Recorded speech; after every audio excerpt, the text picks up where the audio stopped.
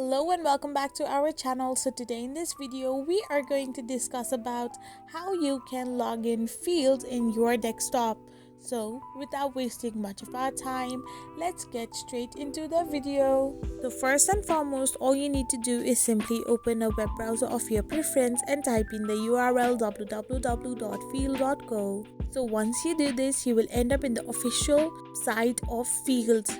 However, if you scroll through it, then you can see that there are no option that you can log in into your account with. As you scroll through the account and take a look, you can see that the Field app is only available in mobile devices rather than PCs or any kind of desktop.